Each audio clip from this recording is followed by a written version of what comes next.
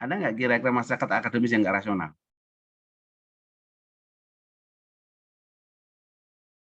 Halo?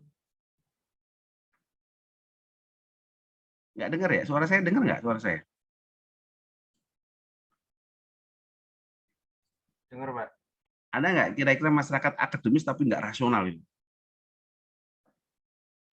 Kemungkinannya sih ada, Pak. Harus yakin, jangan kalau kemungkinan itu kan jawabannya masih probabilitas itu loh. Masuk nanti kalau jawab UTS UAS kemungkinan gitu. Berarti pas ada UTS UAS jawabannya kemungkinan tuh. Bahwa kemudian di suatu saat nanti akan diverifikasi ya nggak apa-apa. Ya kan? Karena kebenaran ilmu pengetahuan bukan sesuatu yang sifatnya absolut. Ya kan? Kebenaran absolut itu ada di agama. Ya kan? Sehingga kalau kebenaran absolut itu diyakini. Benar nggak suatu saat nanti? Wallahu alam. Biarkan Tuhan yang menentukan kebenaran keagamaan saya itu. Tapi kan yakin itu loh. Masa ada orang Islam ditakani, yakin nggak bahwa sholat kamu diterima itu? Nggak yakin, ya yakin bahwa itu diterima atau tidak itu urusannya Gusti Allah itu. Kalau ilmu pengetahuan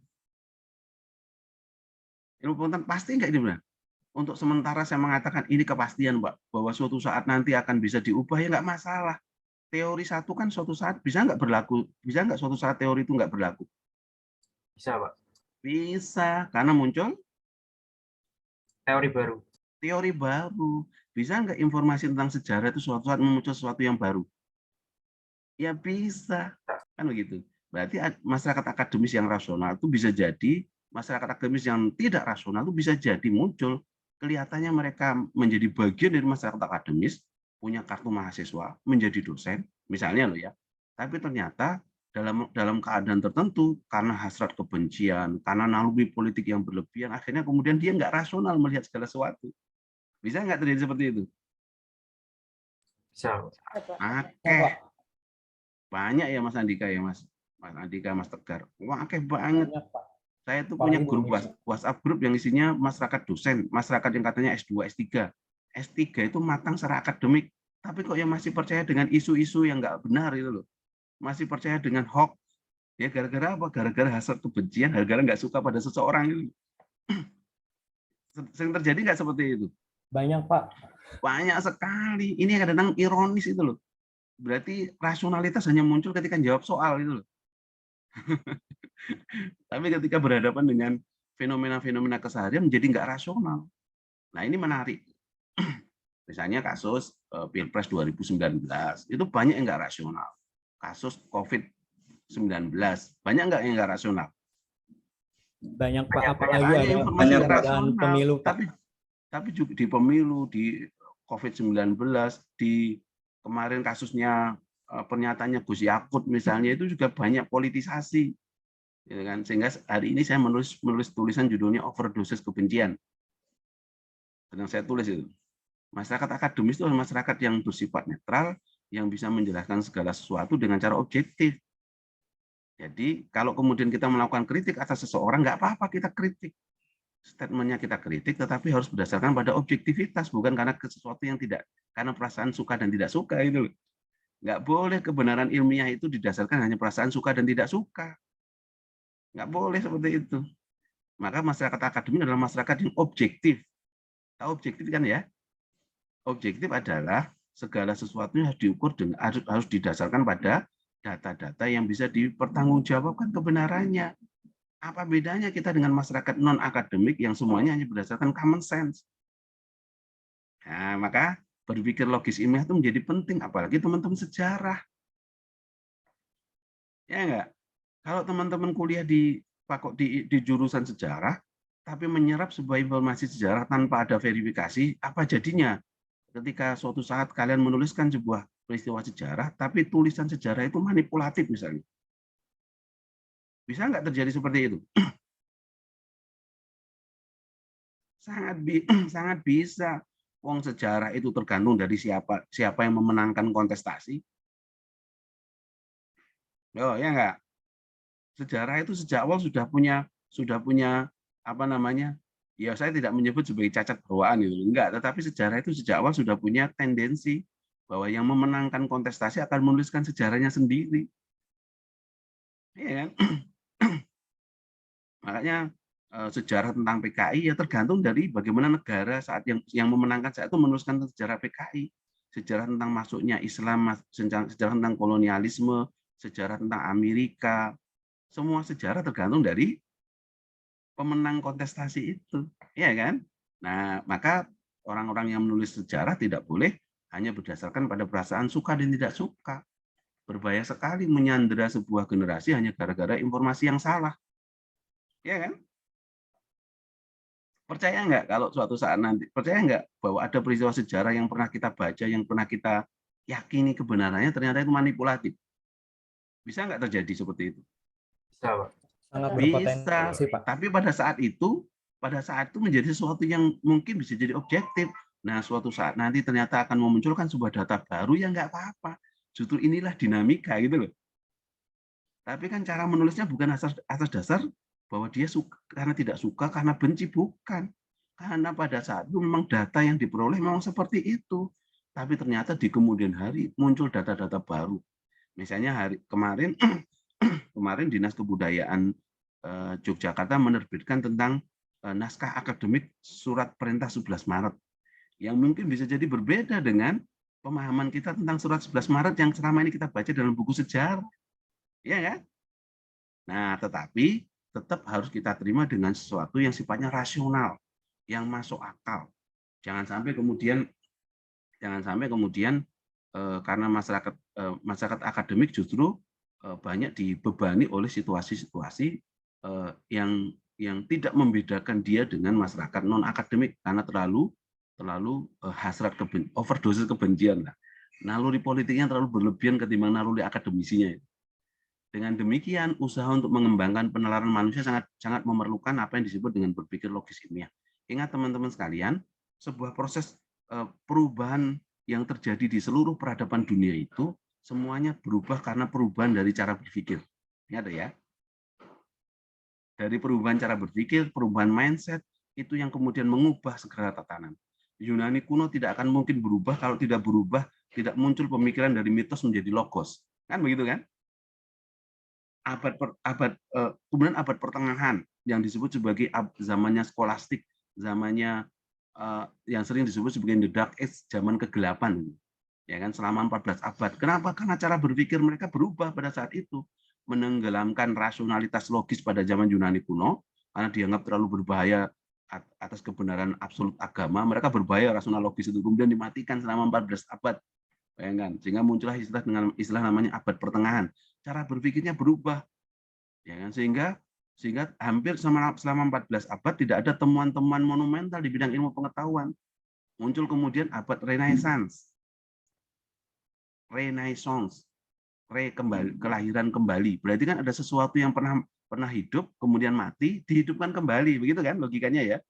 Dulu pernah ada di Yunani kuno, tapi kemudian mati, dimatikan, atau kemudian mati, bukan karena dimatikan, tapi kemudian mati, kemudian dihidupkan kembali di awal-awal abad 14, muncul abad Renaissance, abad zaman kelahiran kembali, mau melahirkan apa yang sudah pernah mati, apa yang sudah pernah ada di sebuah zaman. Cara berpikirnya berubah. Setelah Renaissance muncullah abad namanya Aufklärung, zaman pencerahan, zaman minat dulu mati ilan nur gitu. Dari zaman kegelapan menuju zaman terang benderang gitu kan. Apa yang dicerahkan? Cara berpikir manusia. Maka muncullah berbagai temuan-temuan ilmu pengetahuan, muncullah revolusi industri 0.1, revolusi industri 2, revolusi industri 2.3.0, revolusi industri 4.0, semuanya terjadi karena perubahan cara berpikir. Kan begitu kan? Berarti quote yang harus dipegang adalah semua bentuk perubahan hanya bisa terjadi ketika terjadi perubahan dalam cara berpikir kita. Niscaya tidak akan pernah terjadi perubahan kalau tidak pernah terjadi perubahan dalam cara berpikir kita. Ya kan? Nah, kalau cara berpikir kita masih stagnan, meskipun kalian kuliah 4 tahun lamanya, tapi kalau cara berpikir kita masih konvensional, masih kolot, ya nggak akan mungkin bisa berubah, meskipun sudah ada gelar sarjana itu. Ya kan? Gelar sarjana itu adalah kemampuan cara berpikir. Logikanya kan begitu. Jadi kalau orang sejarah membaca PKI, membaca kolonialisme sama hanya dengan orang-orang di luar sejarah? Apa bedanya itu loh? Orang-orang belajar sejarah adalah orang yang harus belajar kritis. Ya kan? Makanya kalau ada orang belajar sejarah kok rasis, cara berpikirnya rasis, cara berpikirnya diskriminatif, gagal pelajaran sejarahnya itu. Benar nggak kira-kira? Orang belajar sejarah itu kan belajar tentang peristiwa-peristiwa kemanusiaan. Ya kan? Justru karena kita punya sejarah, kita punya masa depan. Logikanya kan begitu. Jangan sampai dimatikan kepakarannya itu loh. Makanya sekarang ada judul buku yang ditulis oleh Tom Richol, judulnya Matinya Kepakaran itu loh. Ya gara-gara teknologi digital itu loh. Teknologi digital itu pada masyarakat yang literasinya buruk, mereka menyerap berbagai informasi tanpa ada proses verifikasi dan falsifikasi. Akibatnya apa? Segala hal yang masuk dalam ruang media sosial kita diterima sebagai sebuah kebenaran tanpa ada proses apapun dalam proses penerimaan itu loh. Kebenaran itu ditemukan, bukan diwariskan. Ilmu pengetahuan harus menemukan kebenaran, bukan mewarisi kebenaran. Ya kan?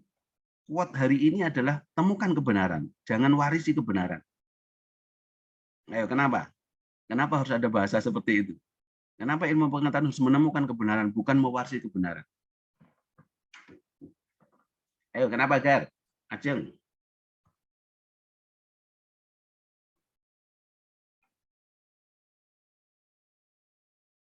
Ayo, kenapa? Jadi Pak, yang tadi Ya, dibilang Andika. Bapak, tadi temukan kebenaran, jangan mewarisi kebenaran, itu merupakan suatu cara mindset berpikir kita, pola pandang pikir kita untuk menghasilkan inovasi baru, karya-karya baru, pemikiran baru, dan jangan mewarisi apa yang diwarisi oleh pendahulu. Salah satu contoh kan banyak ya Pak, salah satu filsuf zaman Yunani, entah itu Socrates, Aristoteles, Plato, itu kan sudah menciptakan pemikiran-pemikiran baru. Nah, kita sebagai mahasiswa harus menemukan kebenaran-kebenaran baru untuk periode atau masa selanjutnya supaya pemikiran kita, pola pandang kita, pola pikir kita itu semakin terbuka, semakin dinamis, Pak. Itu perspektif dari saya, Pak. Ya memang harus seperti itu, ya kan?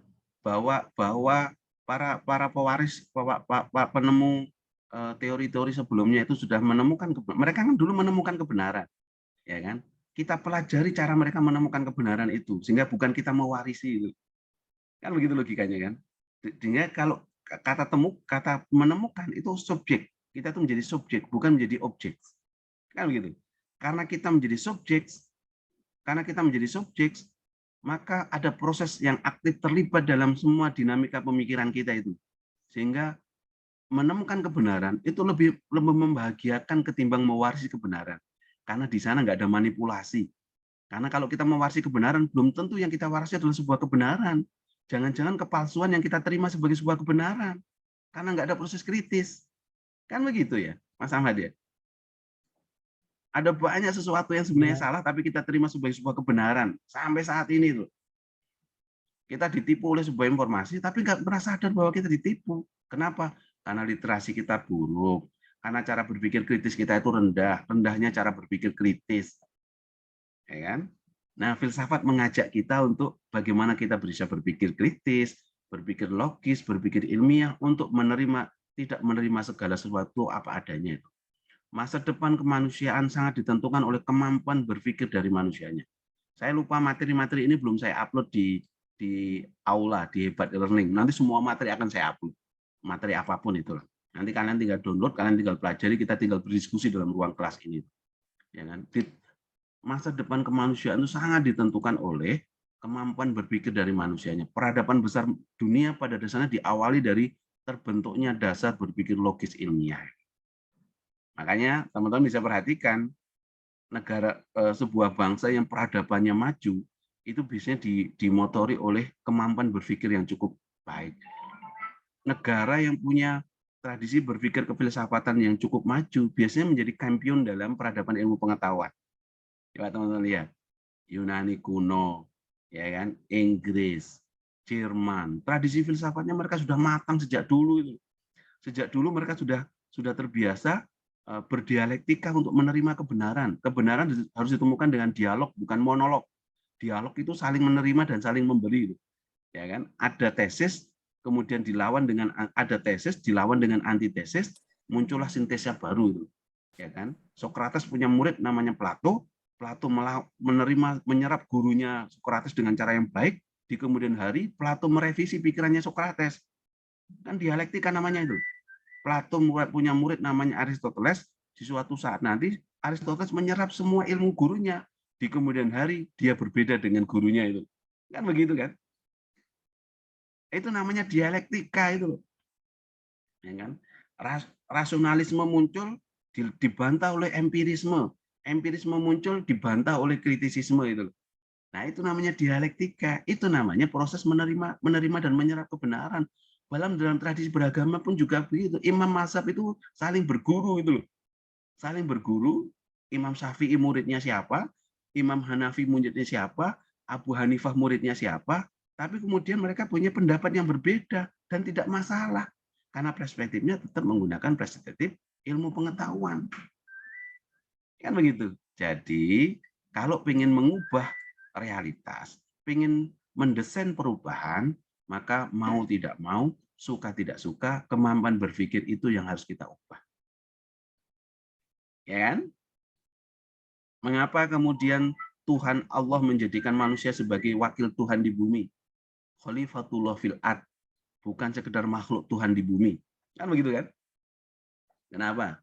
Kalau cuma sekedar makhluk Tuhan di bumi, manusia sama serupa dengan binatang, serupa dengan malaikat. Ya kan? Serupa dengan jin. Tapi manusia itu tidak oleh Tuhan dititahkan menjadi wakil Tuhan, khalifatullah fil ard, wakil Tuhan di bumi. Kenapa? Karena di dalam diri manusia dilimpahkan kebenaran-kebenaran yang akal budi rasional, yang itulah yang kemudian mengkonstruksikan kebenaran itu. Karena kita punya akal budi rasional, itulah kemudian kita bisa menjadikan dunia menjadi menarik. Ya kan? Tuhan menciptakan batu, manusia bisa menciptakan apa dari batu itu? Tuhan menciptakan kayu, manusia bisa membuat meja dari kayu itu. Bisa membuat mebel dari kayu itu. Tidak ada binatang yang bisa membuat mebel. Ya kan? Tuhan menciptakan listrik, Tuhan menciptakan energi listrik, manusia menciptakan apa dari energi listrik itu? Sehingga muncullah PLN. Ya kan? Muncullah bola lampu listrik. Tuhan menciptakan gelombang elektromagnetik, gelombang suara, manusia menangkap gelombang suara itu dengan membuat handphone, membuat radio. Ya enggak? Ada enggak makhluk lain selain manusia menciptakan itu?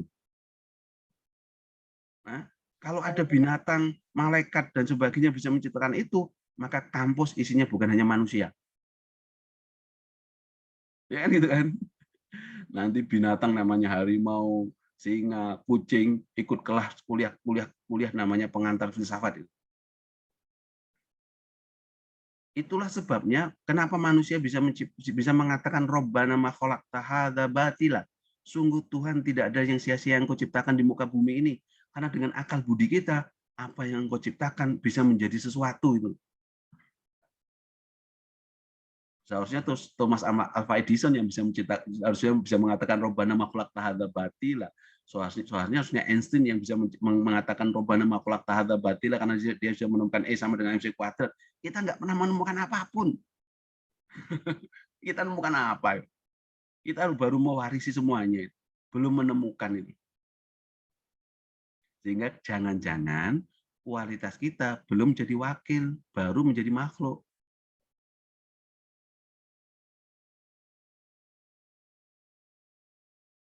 Ya, bisa nggak seperti itu, ayo?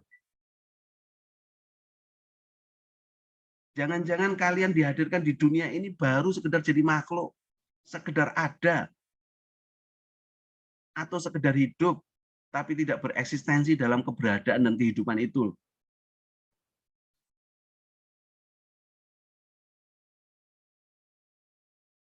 Handphone ini sekedar ada. Ingat loh, handphone itu sekedar ada. Meja itu sekedar ada. Ya kan? Benda-benda itu sekedar ada. Maka dia maka labelnya adalah sebuah benda. Karena dia hadir hanya untuk ada di ruang namanya dunia itu. Keberadaannya itu karena diadakan itu. Seekor kucing, harimau, tikus itu sekedar hidup, maka disebut seekor. Dia punya reproduksi, dia punya hasrat seksual, dia punya pengetahuan. Kucing punya pengetahuan nggak? Harimau punya pengetahuan nggak? Ayo teman-teman yang mencintai cat lover misalnya itu. Saya tuh mempelajari lama cat lover itu. Kucing itu punya pengetahuan nggak? Tidak, Pak. Punyanya insting. Loh enggak, keliru. Manusia punya insting, punya pengetahuan. Kucing punya insting, punya pengetahuan. Tapi kucing nggak pernah bisa mengembangkan pengetahuannya jadi ilmu.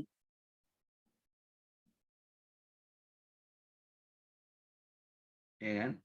Kalau kucing punya kemampuan mengembangkan pengetahuan jadi ilmu, maka yang kuliah nggak cuma Andika, nggak punya Ajeng, nggak cuma Tegar. Kucing tahu nggak makanan yang bisa dia makan dan makanan yang tidak bisa dia makan. Kucing tahu nggak mana anaknya dan mana bukan anaknya. Tahu. Kucing punya hasrat seksual nggak? Manusia punya hasrat seksual nggak? Iya kan? Sama-sama punya hasrat seksual. Tetapi kucing nggak bisa mengembangkan pengetahuan tentang hasrat seksual itu dengan menciptakan sebuah peranata budaya yang disebut dengan lembaga pernikahan.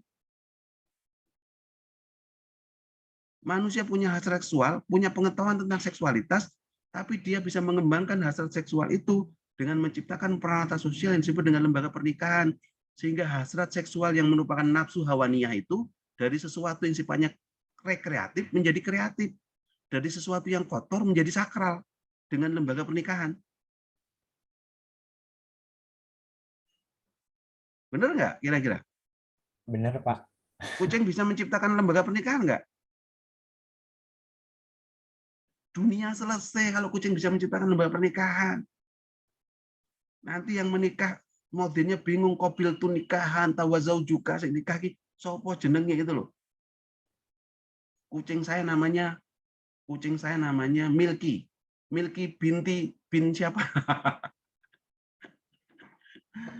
Kucing nggak bisa mengembangkan pengetahuannya jadi ilmu karena dia sekedar hidup. Ingat loh ya, maka Tuhan tidak menjadikan makhluk-makhluk selain manusia yang adanya sekedar hidup ya, sebagai wakil Tuhan. Manusia tidak sekedar ada, tidak sekedar hidup. Maka dia disebut sebagai seorang.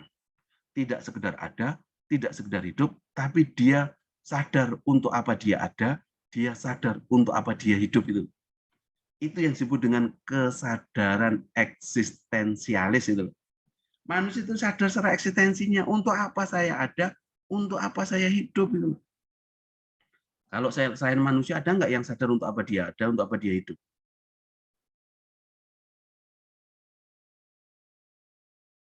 Malaikat itu diciptakan oleh Tuhan, tugasnya ya sebagaimana tugas yang diberikan oleh Tuhan begitu saja. Malaikat penjaga kuburan ya tugasnya menjaga kuburan. Malaikat Israel tugasnya, kalau malaikat Israel tugasnya apa? Ambil nyawa, Pak. Oh, ambil nyawa. Malaikat Israel tugasnya ambil nyawa. Nggak mungkin dia ikut berdagang di pasar sono, pasar keputaran itu. Nggak ada malaikat jatuh. Kenapa? Karena tugasnya seperti itu. Tapi manusia, khalifatullah fil ard, wakil Tuhan di bumi. Karena manusia punya kemampuan berpikir logis ilmiah. Maka manusianya dengan kemampuan itu, Tuhan berbagi proses penciptaan. Maka ada istilah namanya homo faber. Manusia itu homo faber, makhluk yang meneruskan proses ciptaan. Tuhan menciptakan apa, manusia menciptakan apa dari apa yang diciptakan oleh Tuhan. Kan begitu ya? Manusia menciptakan individu-individu, Tuhan menciptakan individu-individu, pribadi-pribadi, maka manusia menciptakan sistem sosial dari kesatuan antar individu-individu itu. Tuhan menciptakan peristiwa-peristiwa, ya kan? Ada peristiwa-peristiwa, manusia merangkai peristiwa itu sebagai sebuah cerita yang sangat logis, yang sangat berurutan dan sebagainya. Jadi, teman-teman sekalian, fondasi dari semua perubahan itu adalah kemampuan berpikir logis ilmiah. Masyarakat Eropa itu masyarakat yang kemudian sudah terbentuk proses dialektikanya. Sehingga peradaban mereka dibimbing dengan peradaban ilmu pengetahuan. Sementara kalau kita itu kan kadang-kadang ilmiah, kadang-kadang enggak itu. Ya, kita kayak gitu kan. Ilmiah guru pas neng kampus. Tapi di luar kampus enggak ilmiah belas. Ya kan? Yang kalau di kampus kelihatannya rasional menceritakan segala sesuatu, logis, tapi ketemu dengan sebuah peristiwa-peristiwa di luar kampus, muncullah kemudian naluri-naluri mistiknya, naluri-naluri yang tidak rasional dimunculkan itu. Ini kita yang belum selesai. Maka Eropa itu sudah selesai di situ. Sehingga peradabannya memang dibimbing oleh ilmu pengetahuan. Kalau kita dibimbing oleh apa peradaban kita? Emosi, Pak. Salah satunya emosi. Salah satunya fortuna, keberuntungan. Padahal masa depan itu by design, bukan by accident. Ya kan? Masa depan itu didesain. Dengan apa? Dengan ilmu pengetahuan. 5 tahun yang akan datang, 10 tahun yang akan datang, 20 tahun yang akan datang, bagaimana wajah peradaban kota kita sudah didesain. Ya kan? Mereka sudah mendesain seperti itu. Kalau kita keberuntungan, sudah urip wes beruntung gitu loh. Sementara kalau kita masyarakat kampus loh. Masyarakat kampus harus dibimbing dengan ilmu pengetahuan. Agama menjadi spiritnya, menjadi koridornya, tapi bimbingnya dengan ilmu pengetahuan. Bagaimana membangun kota 5 tahun, 10 tahun yang akan datang? Ya ilmu pengetahuan yang berbicara. Kan begitu ya? Sepak bola itu supaya menang, ilmu pengetahuan untuk klinik yang bicara.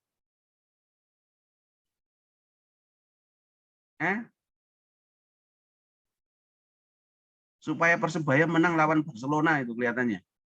Itu dengan klinik atau dengan ilmu pengetahuan? Teknik, Pak. Teknik itu, skill itu berangkat dari ilmu pengetahuan atau mistifikasi? Ilmu pengetahuan, Pak. Ilmu pengetahuan. Tapi karena kita sudah kehilangan semua nalar logika, sehingga main apapun tetap kalah, Pak. Akhirnya dilibatkan semua dukun itu tetap kalah. Berarti dukun yang Barcelona lebih apik ketimbang kita itu. Saya pernah menulis tentang rasionalitas ini, tapi kemudian orang-orang beragama marah-marah sama saya itu. Padahal saya juga punya agama itu. Ketika saat itu sepak bola, saat itu apa fungsinya? Berdoa sebelum sepak bola, istighosah sebelum sepak bola itu spirit, hanya membuat spirit sugesti. Tetapi yang berfungsi kemudian adalah skillnya, keterampilannya itu. Lihat kan? Doa nggak punya ikhtiar, terus piye caranya itu? Saya masih ingat betul di 98 itu Arab Saudi itu kalah 8-0 di Piala Dunia di Jerman dengan Jerman. 8-0. Padahal sebelum berangkat ke Jerman, pemain-pemain sepak bola Arab Saudi itu sudah berdoa di tempat yang mujarab, yang doanya itu akan dikabulkan. Di mana? Di Makkatul Mukarramah. Bayangkan itu. Tapi lawan Jerman 8-0, padahal Jerman itu sosialis. Logikanya terus gimana? Cara mikirnya itu gimana? Nggak nyambung tenaga saya. Piye yo?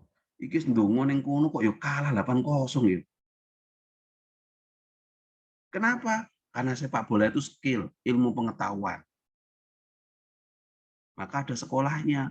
Orang Eropa itu untuk menciptakan seorang pemain disekolahkan. Bukan dibawa ke kuburan.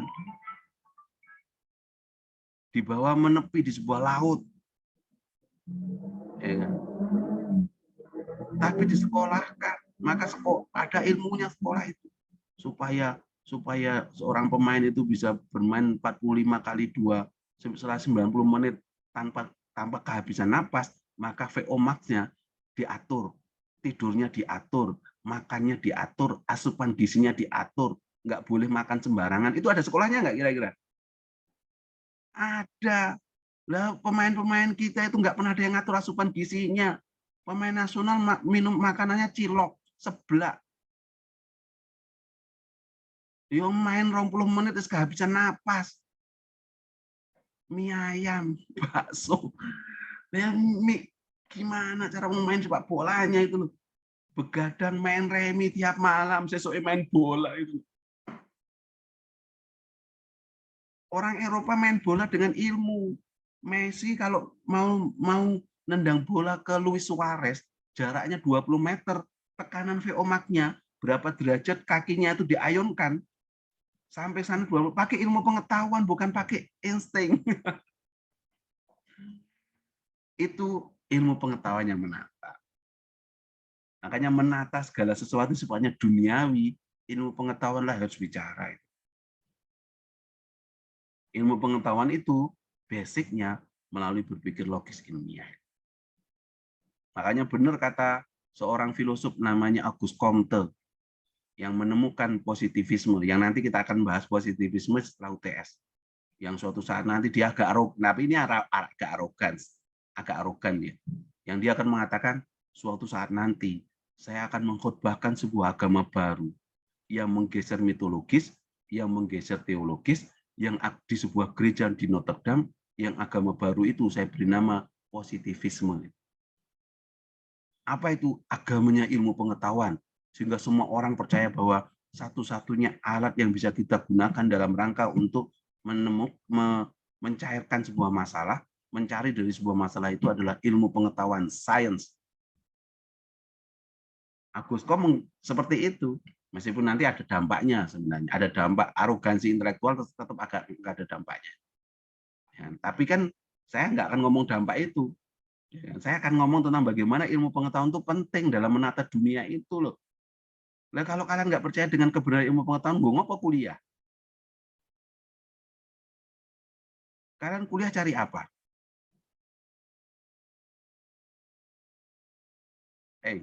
Kuliah golek apa kuliah kalian? Dari ilmu, Pak. Nah, nih, golek ilmu apa golek ijazah?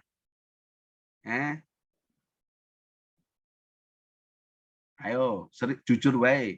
Golek ilmu, apa golek ijazah, apa golek status sosial yang di dalamnya melekat namanya KTM, kartu tanda mahasiswa, ya kan? Pakai jas alma mater yang ada biru di situ itu. Sehingga kalau saya sudah jadi mahasiswa, saya sudah dalam stelsel sosial masyarakat yang disekolahkan, stelsel mahasiswa itu memasuki kasta yang sangat tinggi. Sehingga di mana-mana mengaku saya mahasiswa, neng bis, neng kereta api, bawa buku tebal-tebal, di dalamnya diselipi kartu mahasiswa, neng di depannya ada cewek cantik, kartu mahasiswa dijatuhkan untuk menunjukkan bahwa aku ini mahasiswa itu. Ayo, golek ilmu, golek branding, golek gelar. Jujur aja sekarang, ayo. Berani jujur enggak? Apa yang kalian cari dalam kampus itu? Pengen ngekos, Pak. Golek apa? Pengen ngekos, Pak. Pengen ngekos. Pengen ngekos hanya media saja. Ya. Nggak harus jadi mahasiswa bisa kos. Nah, ini kampus golek apa yuk? Halo.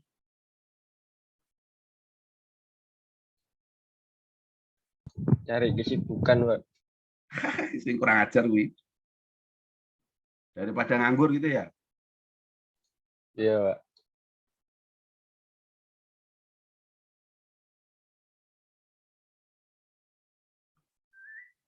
Ya. Seorang filosof namanya Plato pertama kali mendirikan sekolah modern di perguruan tinggi modern namanya Akademia di abad 6 sebelum Masehi. Nggak usah bayangkan di Indonesia itu abad 6 sebelum Masehi bentuknya seperti apa.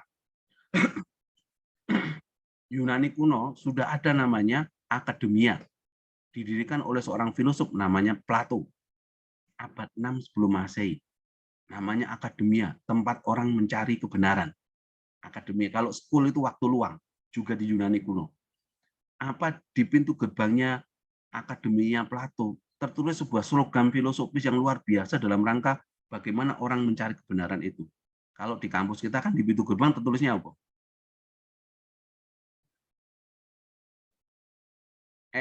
Kalau kalian masuk kampus di kampus kita, di pintu gerbangnya tertulis apa? Universitas Erlangga, Pak. Universitas Erlangga, Universitas Gajah Mada, UI.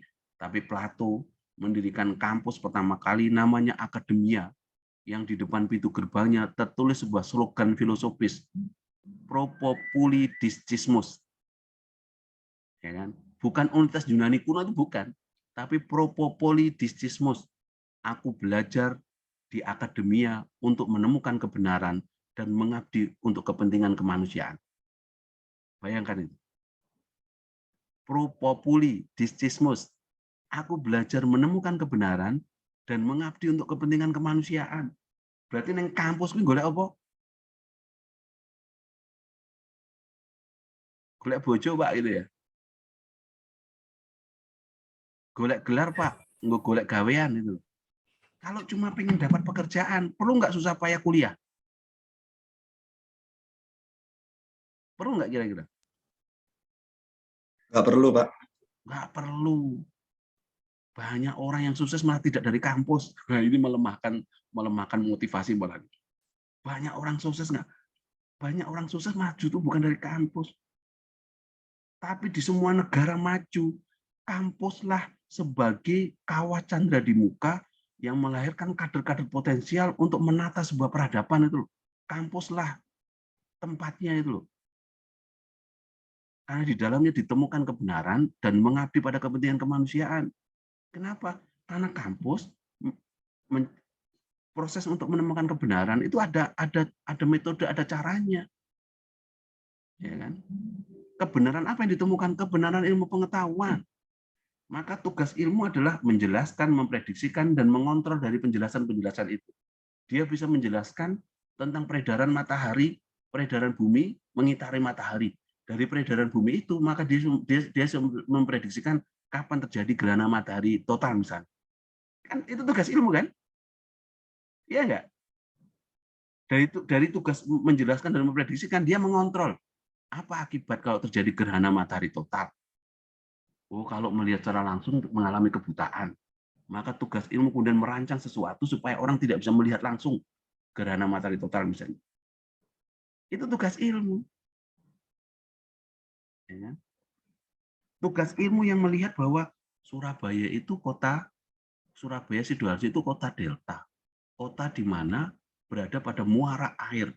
Kota di mana ini menjadi pusat-pusat perdagangan. Maka air menjadi sumber utama untuk apa namanya? Untuk transportasi. Maka dulu Belanda itu menata kota-kota di Surabaya itu transportasi utamanya adalah air. Maka bangunan-bangunan Belanda itu bangunan-bangunan yang sudah didesain sedemikian rupa supaya dekat dengan muara air. Itu namanya membangun sehingga berapa tahun ke depan bisa dilihat, oh ini potensi banjir. Kalau potensi banjir berarti ada daerah-daerah khusus yang tidak boleh dibangun. Karena kalau itu dibangun resapan airnya berkurang. Itu namanya menata kota dengan ilmu pengetahuan. Kan begitu ya? Ya kalau menata kota dengan insting, menata kota dengan mistifikasi, akibatnya yang terjadi apa? Daerah resapan air yang nggak boleh dibangun sekarang. Maka jadilah banjir di mana-mana. Ya kan? Sungai, coba lihat teman-teman, sungai-sungai di kota-kota Eropa, menarik nggak untuk transportasi selain transportasi darat? Menarik nggak kira-kira? Menarik. Dulu, tahun 70-an, 80-an, Sungai Kalimas, Sungai Berantas itu transportasi air. Maka tempatnya besar-besar. Ya kan? Teman-teman orang Surabaya, coba Anda baca tahun 70-an, 80-an. Sungai-sungai di Surabaya itu sungai-sungai untuk transportasi air. Kenapa? Karena memang itu keunggulannya Surabaya. Tapi karena di pinggirannya dibangun berbagai gedung-gedung, akibatnya apa? Terjadi pendangkalan. Ya kan? Sungai yang dulu jernih, dulu orang korah-korah, umbah-umbah atus yang di Kalimas. Sekarang bentuknya kayak apa Kalimas itu? Ya wallahu alam bisawab. Akhirnya kemudian kita mengandalkan transportasi darat. Sehingga orang berpikir karena transportasi Surabaya, Sidoarjo, Surabaya dan Jakarta itu adalah kota metropolitan yang sangat padat. Sehingga pernah ada prediksi begini, tahun 2025 atau tahun 2030 Surabaya dengan Jakarta itu akan menjadi kota termacet di dunia. Sekarang Surabaya kota termacet di dunia loh ya. Sekarang Surabaya ini. kedua baru Jakarta, nggak tahu surveinya dari mana, tapi coba teman-teman lihat di Google, kota termacet di dunia salah satunya adalah Surabaya. Sehingga ilmu pengetahuan harusnya bicara. 2030 Surabaya Sidoarjo, Surabaya Jakarta akan menjadi kota yang paling parah dengan kemacetan. Kenapa? Prediksinya. Itu kan ilmu pengetahuan. Karena jumlah mobil dengan panjang jalan lebih banyak jumlah mobilnya ketimbang panjang jalannya. Sehingga kalau orang Surabaya suatu saat nanti tahun 2030, orang Surabaya dan Jakarta itu keluar bareng dari garasi, mobilnya keluar bareng, jerak, maka berhenti total Surabaya Jakarta. Kenapa? Karena panjang mobilnya lebih panjang ketimbang panjang jalannya. Tugas ilmu kemudian mengontrol kan, apa yang dilakukan kemudian? Apa yang dilakukan kemudian supaya tidak terjadi kemacetan? Kira-kira apa? Ayo kira-kira. Ini kan ilmu yang bicara kan? Iya kan? Maka di banyak negara membuat regulasi kepemilikan kendaraan bermotor. Ya kan? Di Jepang, mobil yang sudah 5 tahun harus dimusnahkan. Kalau di Indonesia menjadi barang antik. Gitu kan? Semakin laku. Ya kan? Sehingga di banyak negara itu diproduksi minimalis mobil, sementara di Indonesia dikonsumsi maksimalis mobil-mobil itu. Transportasi umum tidak nyaman dinaiki itu loh. Saya kalau dari Sidoarjo ke Surabaya naik transportasi umum, jengkel tok, marah tok itu loh isinya gitu. Akhirnya lebih suka naik mobil atau naik motor. Sekarang untung kereta api sudah mulai bagus pelayanannya. Suatu saat nanti mobil transportasi untuk mengurai kemacetan harus diminimalisir, mobil pribadi masuk di jalan raya. Harus dikuatkan transportasi publik, kan begitu logikanya kan? Itu ilmu pengetahuan saya lagi. Jadi teman-teman sekalian, berbagai bentuk perubahan-perubahan di seluruh dunia itu, motor penggeraknya adalah kemampuan berpikir. Plato saja sudah mengatakan temukan kebenaran. Setelah menemukan kebenaran dengan akal budi kita, akal budi, ya kan, sehingga melahirkan budaya, budi yang menggerakkan daya, ya gitu kan. Sehingga peradaban disusun oleh akal budi. Sehingga Augustine mengatakan peradaban akan maju kalau dibimbing dengan ilmu pengetahuan. Sehingga kalau saya bertanya pada teman-teman sekalian, ada nggak kebutuhan umat manusia yang sekarang ini tidak difasilitasi oleh ilmu pengetahuan? Ada nggak kira-kira? Ada nggak kebutuhan umat manusia saat ini yang tidak difasilitasi oleh ilmu pengetahuan?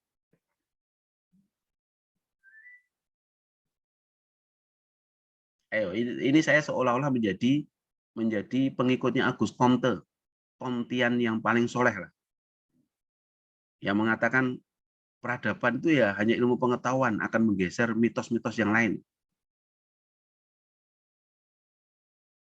Kebutuhan apa yang kalian inginkan yang tidak difasilitasi oleh ilmu pengetahuan? Ayo berikan contoh pada saya.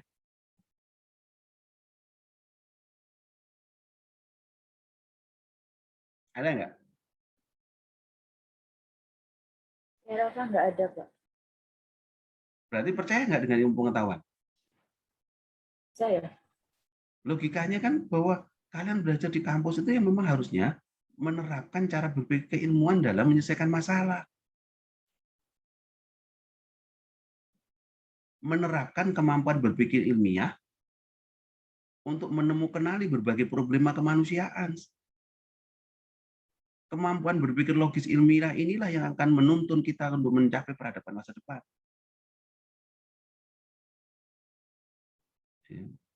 Nanti akan ada pertanyaan, lalu fungsi agama apa, Pak? Tapi itu nanti, pertanyaan itu nanti. Itu pertanyaan yang menggelisahkan itu nanti.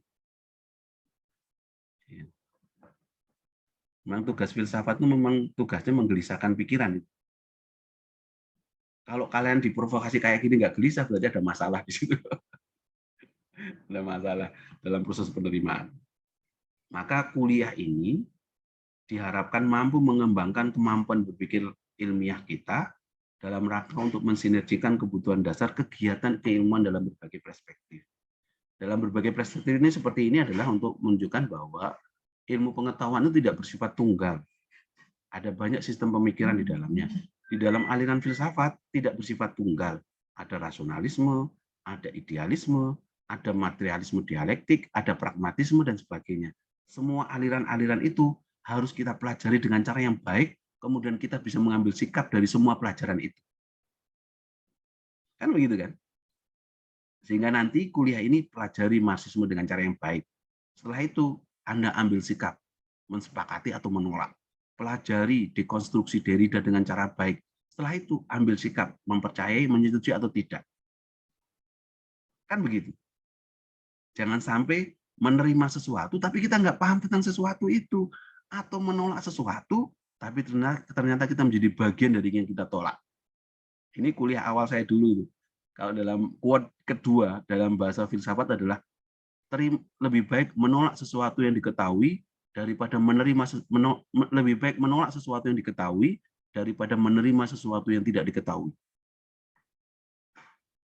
Mulai berpikir ya, bahasanya kok bulet toh Pak. Lebih baik menolak sesuatu yang diketahui daripada menerima sesuatu yang tidak diketahui. Sudah terlanjur menolak sesuatu, tapi kita ternyata menjadi bagian dari sesuatu itu. Sudah terlanjur menerima sesuatu, tapi ternyata sesuatu itu ada kontradiksi di dalam diri kita itu. Ini enggak pas, tapi sudah kita terima itu. Jadi, pelajari sungguh-sungguh, serap sesuatu itu dengan sungguh-sungguh, baru kemudian kita ambil sikap. Makanya orang yang belajar filsafat itu tidak tergesa-gesa mengambil simpulan. Paham ya? Tidak tergesa-gesa mengambil kesimpulan. Segala sesuatu harus dijelaskan secara jernih, ya kan? Diuraikan secara maksimal, baru kemudian kita ambil sikap. Dalam pertarungan kontestasi belakangan ini, antara ada dua kubu, kubu AB, kubu kadrun, kubu cebong misalnya, kalian harus bisa menyerap segala sesuatu dengan cara jernih. Ya, kan begitu kan? Itu namanya berpikir logis ilmiah. Menolak yang lain, tapi ternyata kita menerima sesuatu dari apa yang kita tahu. Menolak kapitalisme, tapi ternyata kita kapitalisme yang paling soleh. Ada nggak fakta seperti itu? Ada nggak kira-kira? Sekelompok masyarakat menolak kapitalisme, menolak Barat, tapi ternyata hampir semua kehidupannya itu dibimbing oleh logika berpikir orang-orang Barat itu. Ada nggak kira-kira? Banyak, Pak. Wakeh.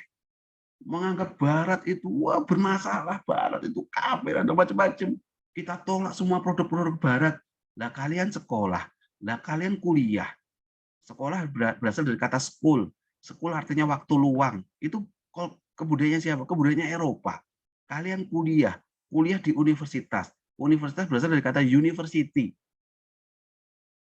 Peradabannya siapa ini? Eropa.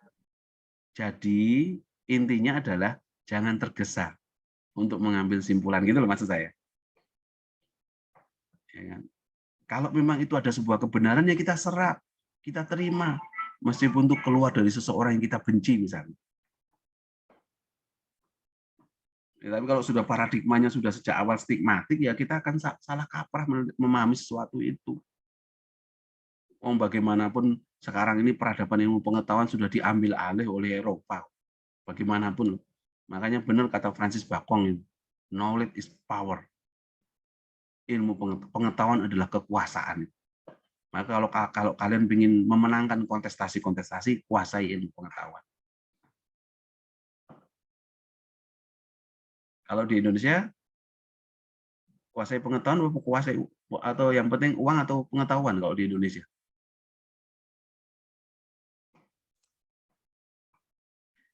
Duit apa pengetahuan? Duit, Pak. Uang ya kelihatannya ya. Uang itu ya kata Voltaire. dalam hal uang, semua orang agamanya sama.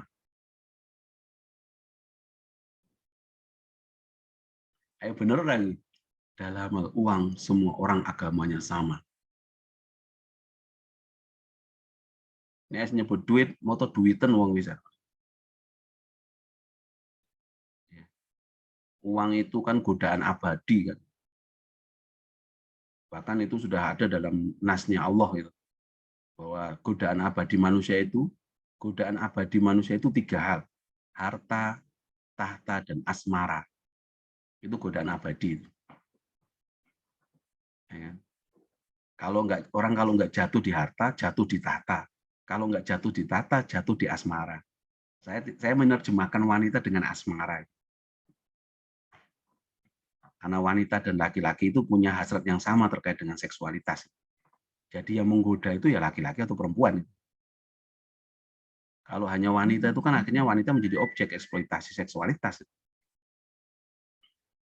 Gitu kan? Nah, yang kedua, menjelaskan dan mengidentifikasi proses-proses penelitian ilmiah melalui konsep dasar kefilsafatan sekaligus corak pemikiran aliran filsafat serta tokoh-tokohnya. Kita belajar aliran filsafat, kita belajar tokoh-tokoh dan sebagainya. Materi kuliah kita ini adalah asal muasal pemikiran kefilsafatan yang dari mitos menuju logos. Nanti kalian ada di aulanya akan muncul. Pemikiran para filosof yang memberikan pengaruh bagi peradaban. Yunani kuno tidak akan mungkin berubah tanpa kehadiran 3 filosof atau filosof alea di abad 8 sebelum Masehi. Ada Thales, Anaximandros, Anaximenes, Pythagoras, siapa lagi? Dan sebagainya itu. Namanya aneh-aneh itu. Ya karena bahasanya sesuai dengan bahasa Yunani itu. Nggak mungkin orang Yunani kuno memberi nama Maulidiah Rahmawati itu kan nggak mungkin. Nggak mungkin Yunani kuno kok memberi nama Tegar Putra Tama itu.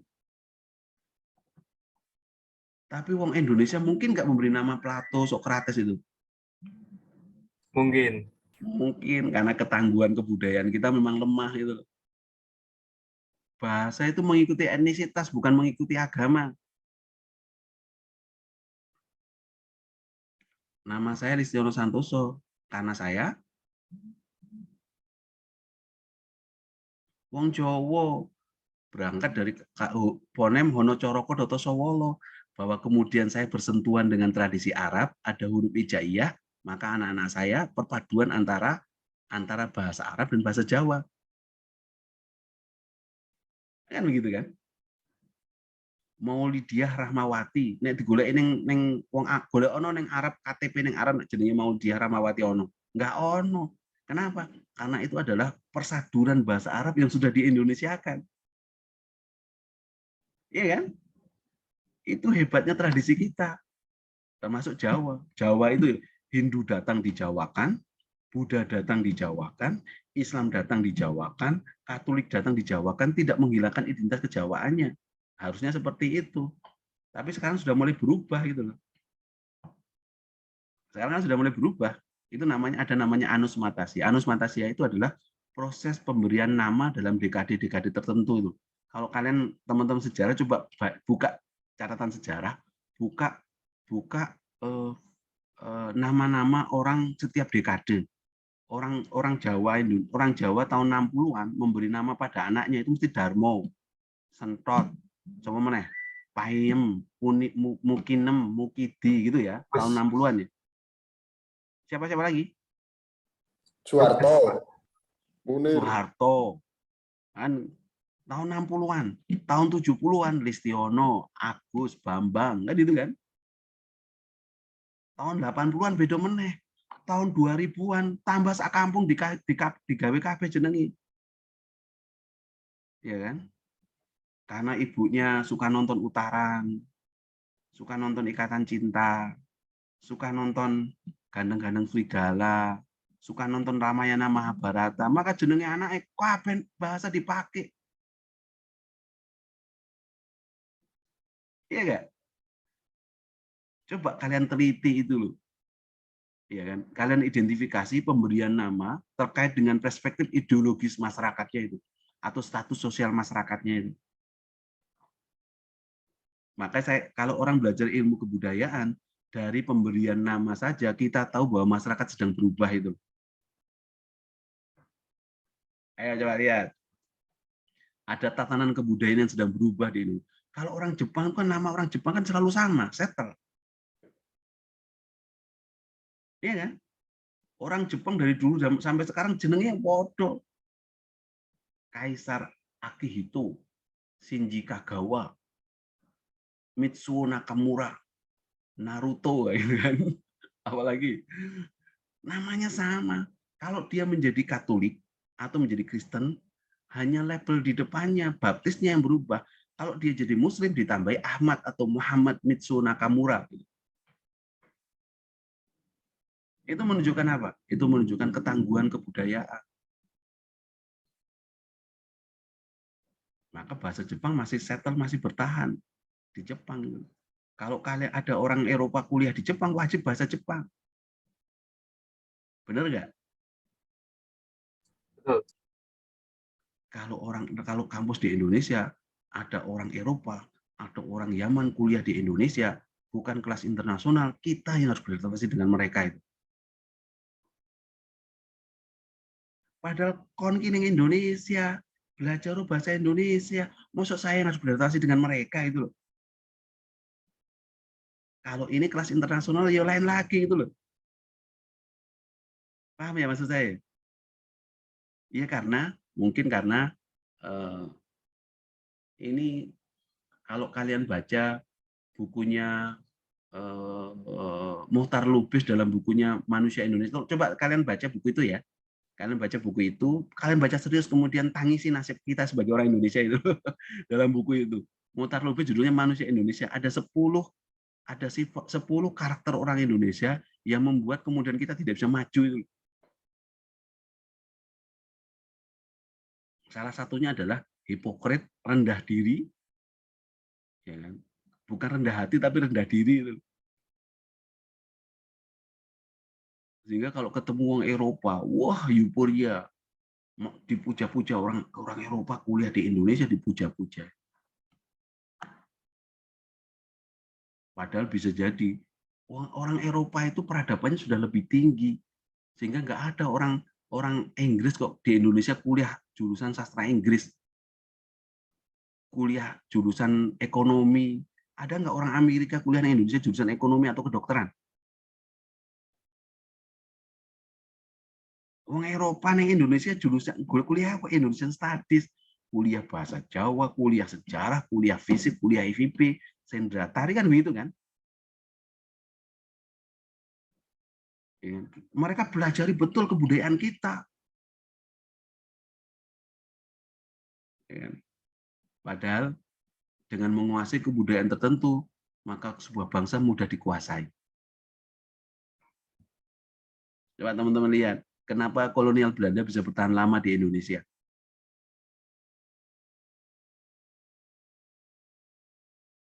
Apa salah satu faktornya? Selain penguasaan politik juga intrusi di kebudayaannya, Pak. Ya, karena di sana juga mereka menyebarkan misionaris yang antropolog. Para antropolog inilah yang kemudian mempelajari Indonesia untuk menguasai Indonesia itu.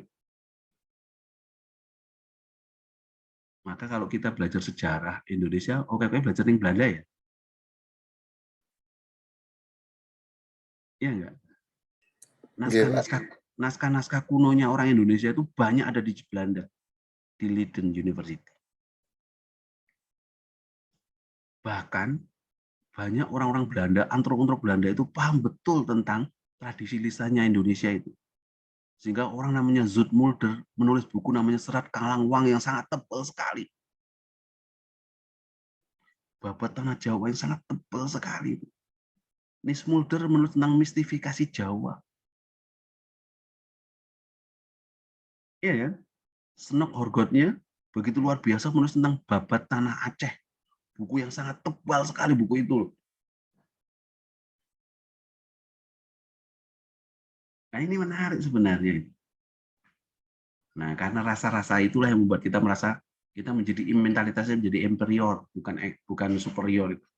Padahal kadang-kadang superior itu penting, narsis itu penting menurut saya.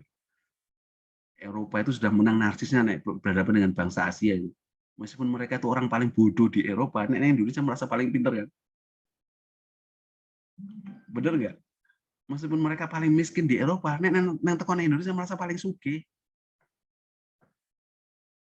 Coba kalau kita kedatangan orang Eropa, wah luar biasa. Di foto-foto, di macam-macam itu. Padahal orang-orang Eropa yang kuliah di Indonesia bisa jadi orang-orang yang gagal diterima di kampus-kampus terbaik mereka itu. Tapi orang Indonesia kuliah di Eropa mesti wong pinter-pinter. Pasti pinter-pinter mereka. Sehingga nanti kita akan belajar itu. Kita belajar tokoh-tokoh. Tokoh-tokoh itu yang mungkin kita ambil nanti tokoh-tokohnya para filosof. Capaian pembelajarannya nggak usah. Strategi kuliahnya nanti akan banyak review buku. Saya berikan sebuah masalah yang kemudian kita semua teori kalian pelajari sendiri. Ya kan, di kelas nanti kita akan lebih banyak sharing saja lah. Sharing, nonton film, kan itu ya. Nonton film bareng, moco sastra, problem posing education, pendidikan hadap masalah. Ada masalah kita selesaikan bareng. Buku-bukunya seperti ini buku-bukunya. Pelajari buku-buku ini teman-teman sekalian. Ya. Ada buku saya epistemologi kiri, itu bisa dipakai. Ada buku filsafat ilmu sosial itu juga bisa dipakai. Ini penunjang yang wajib aja rati woco, apalagi penunjang itu. Yo sekedar saja itu menyampaikan bahwa ini kuliah. Kalau kuliah kan harus ada referensi. Ini bacaan wajib karena sudah membentuk kelompok ya. Kelompoknya berapa orang kemarin di kuliah pertama kemarin? 4 orang, Pak, berkelompok. 4 orang ya, nggak apa-apa. 4 orang komitennya segera membuat kelompok itu ya. Minggu depan minimal kelompok itu harus sudah terbentuk supaya nanti ada penugasan individu, ada penugasan kelompok. Ya. Individu ya terkait dengan keaktifan ketika kalian kuliah. Ya kan? Kalau kelompok itu general sama.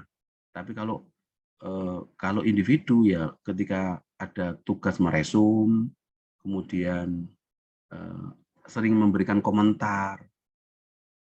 Memberikan komentar pada waktunya loh, bukan ngomong sendiri loh ya.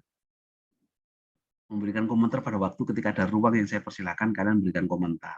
Tapi kalau selalu berkomentar berarti ya masalah orang itu. Deleming dewi berarti masalah. Berarti nanti kuliahnya tak pindah ke menur. Ini nilainya, ini nilai gampang. Kuliah tidak golek nilai. Kuliah mencari value, bukan mencari skor. Sama-sama nilai tapi artinya berbeda. Kan gitu kan? Value nilai, skor juga nilai kan? Iya kan? A, B, C, D, E itu skor. Tapi kita kuliah tidak cari skor. Kita kuliah cari value. Value didapat, skor otomatis akan dapat. Tapi kalau skor didapat, belum tentu value didapatkan gitu. Paham ya? Jadi orientasikan cari value. Ini komposisinya teman-teman.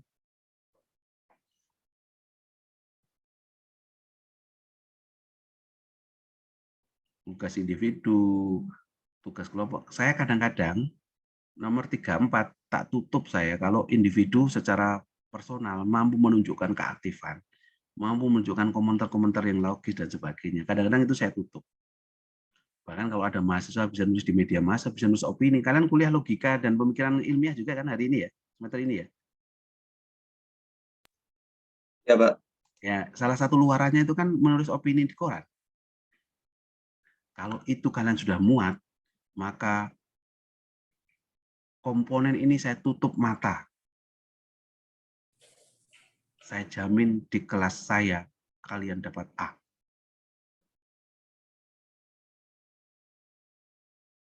Berani menerima tantangan nulis di media massa? Menulis opini? Berani, Pak. Berani, Pak. Opini loh, bukan surat pembaca loh ya.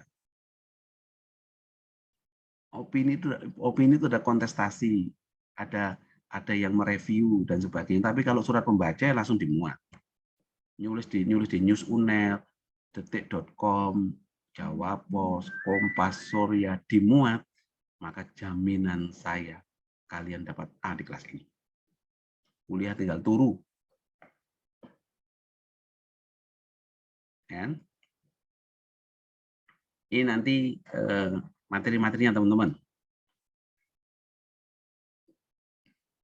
Tokohnya ngeri-ngeri tokoh ini, tokoh-tokoh sing merusak anu nih, merusak cara berpikir normal itu dirusak tenanan nih tokoh-tokoh ini. Sengaja saya pilih itu supaya kalian hidupnya gelisah itu, hidupnya tidak nyenyak itu. Tugas filsafat adalah membuat tidur kalian tidak nyenyak itu. Itu tugas filsafat. Jika tiap malam ya Allah, astagfirullah, kok ketemu dosen yang nggak play ini misalnya. langsung astagfirullah itu ya Allah, kan kadang-kadang gitu orang sing overdosis agama itu kan kadang-kadang gitu, langsung ya Allah, saya selalu mudah di liberalkan, disekulerkan gara-gara cara mengajar saya. Kadang-kadang mengkritik cara beragama, yang saya kritik itu cara beragama bukan agamanya itu. Tapi orang sudah marah-marah dulu, kita itu sensitif, kita dulu sangat sensitif kalau sudah menyentuh itu. Nah, tokoh-tokohnya ada Karl Marx.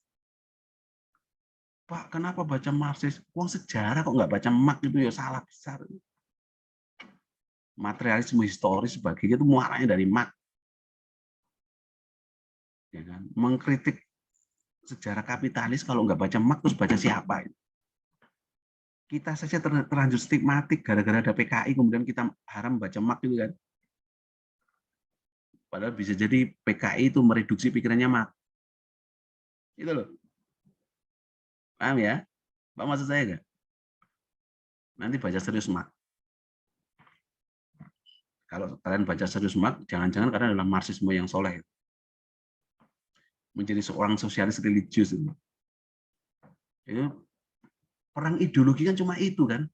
Yang satu namanya sosialisme purba, namanya komunis. Nggak bisa bertahan lama, muncullah namanya kapitalisme. Kapitalisme sudah dikritik oleh banyak orang, muncullah sosial demokrasi. Sosial demokrasi juga kemudian dianggap ada cacat bawaan, muncullah sosialisme religius. Kan begitu kan? Nah, perang ideologi juga ngono-ngono kuwi. Kalau saya agak tidak menempatkan agama sebagai ideologi, ya kan? Sehingga nggak ada perang Islam, Katolik, Hindu, itu nggak ada. Perang ideologi yang ada itu sosialisme, kapitalisme, dan sebagainya. Orang-orang beragama terlibat di dalamnya itu loh. Paham maksud saya nggak? Orang beragama itu ada di dalamnya. Nah, kita belajar itu. Ada Karl Marx yang membuat buku namanya Das Kapital, Manifesto Komunis, misalnya. Materialisme dialektik, materialisme mekanik. Kita akan belajar Sartre dan Albert Camus. Sartre yang eksistensialis, Albert Camus yang Sartre mengatakan aku ada maka aku berpikir. Albert Camus aku memberontak maka aku ada, dengan konsep absurditasnya, kata Albert Camus. Manusia itu makhluk absurd. Tidak pernah minta dilahirkan di dunia ini. Ada nggak yang pernah minta dilahirkan di dunia ini? Ada yang pernah minta? Ada nggak? Nggak pernah ada yang minta kan? Tiba-tiba harus lahir di dunia ini, ya kan? Nggak pernah minta lahir di dunia ini, tiba-tiba harus berhadapan dengan rasa sakit, dengan penderitaan, kegelisahan, dan tiba-tiba harus berhadapan dengan kematian. Bagaimana mungkin orang yang tidak pernah minta dilahirkan kok harus berhadapan dengan kematian? Ini menarik bahasanya Albert Camus itu. Maka dia mengatakan kita harus memberontak pada kematian meskipun tetap kalah oleh kematian itu. Maka dia mengatakan aku memberontak maka aku ada. Untuk mencapai tahap kematian yang mulia, memberontaklah dalam kehidupan itu. Mengisilah ruang-ruang kehidupan dengan sesuatu yang sangat menarik supaya kita punya jejak dalam kehidupan itu loh. Supaya kita punya trace. Ada Nietzsche. Pernah dengar Nietzsche? Pernah, Pak. Yang menulis Sabda Zarathustra, bahkan dia membuat quote yang sangat provokatif. Tuhan telah mati dan intelektualitas kita yang membunuhnya itu. Wah, semua orang marah pada Nietzsche itu.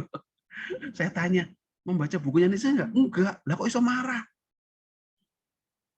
Itu orang aneh kayak gitu loh. Enggak pernah baca buku serius tapi sudah melu-melu marah itu. Iya kan?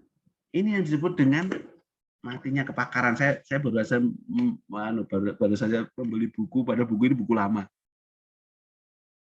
Ya, ini nggak bisa kelihatan, saya menunjukkan ini.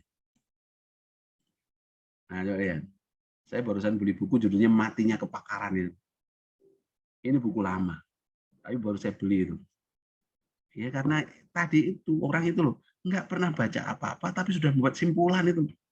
Nggak tahu apa-apa, tapi sudah membuat simpulan. Mudah diprovokasi.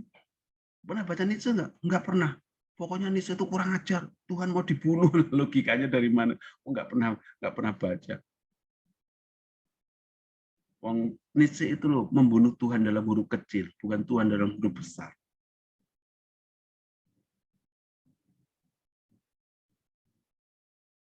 Tuhan dalam huruf kecil itu misalnya seperti apa ya?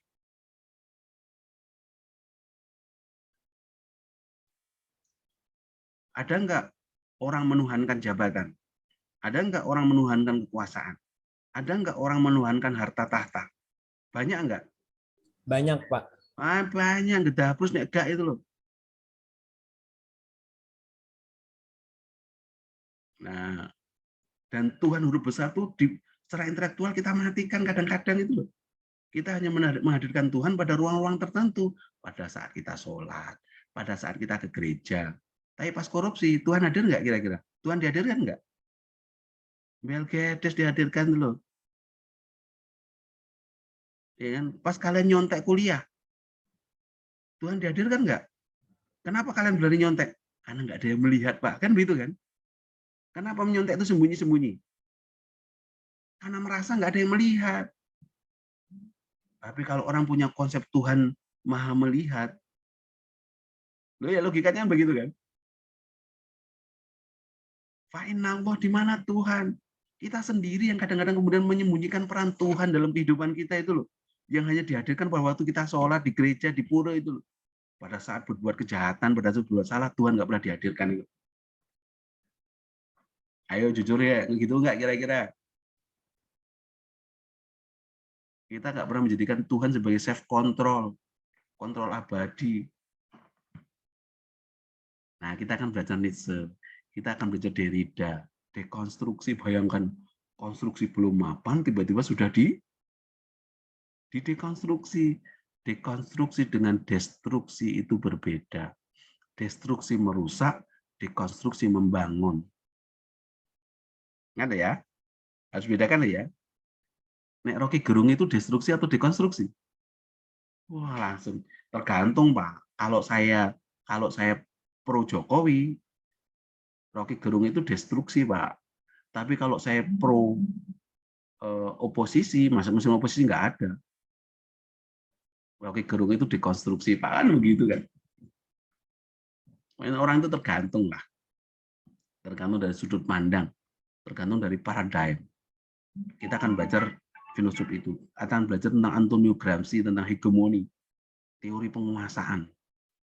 Bagaimana orang dikuasai tidak sadar bahwa sebenarnya dia sedang dikuasai. Dosen-dosen itu banyak hegemoni nggak kira-kira? Kira-kira dosen-dosen itu banyak hegemoni nggak? Kalau ada dosen yang mengatakan begini, bahwa buku yang kalian baca untuk kuliah ini hanya buku epistemologi kiri. Kalau saya mengatakan itu, kira-kira hegemonik atau enggak itu? Kalau saya mengatakan.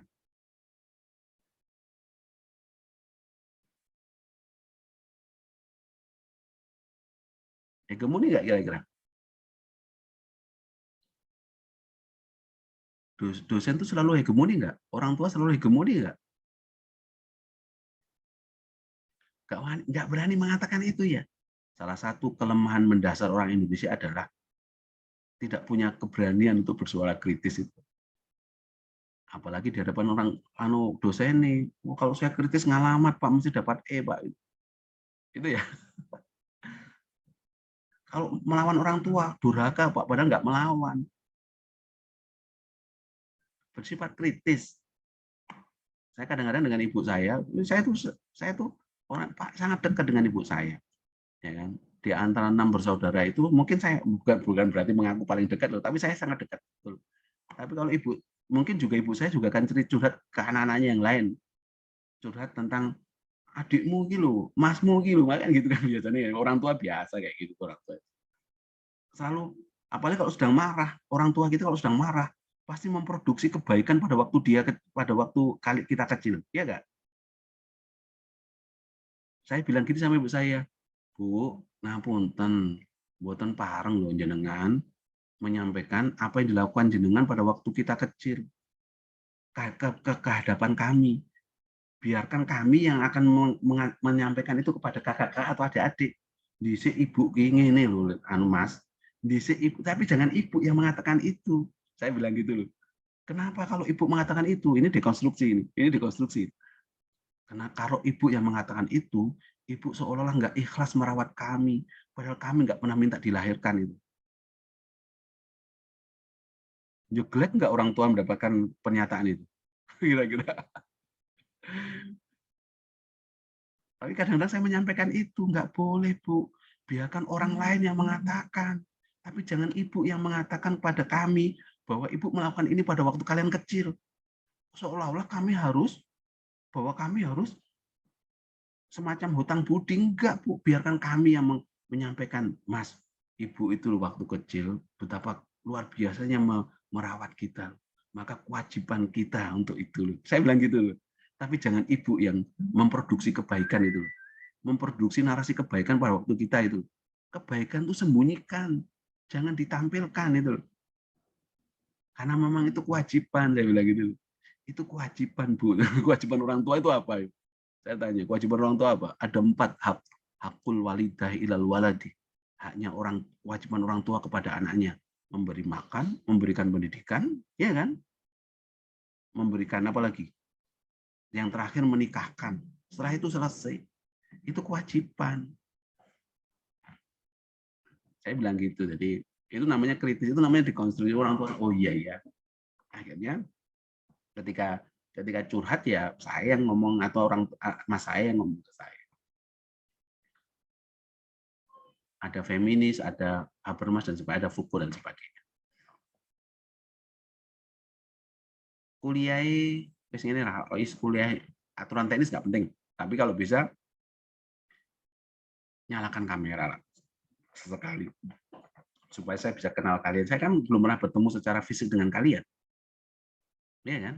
Mungkin ada beberapa yang pernah ketemu, tapi kalau dengan dinyalakan kamera kan saya ketahui, oh wajah-wajahnya Mas Reza, Mas Andika. Kan saya menyebut wajah-wajahnya bukan das-das saya itu. Wajah-wajahnya Mbak Wirda, Mbak Safa itu seperti apa, kan gitu kan? Saya tahu, oh ini nanti kalau ketemu di kampus kita saling nyapa, gitu loh. Ini pertemuan tapi bukan perjumpaan. Ya, kalau kalian baca bukunya novelnya Oki Madasari, judulnya Kerumunan Terakhir. Novel itu ditulis jauh sebelum pandemi.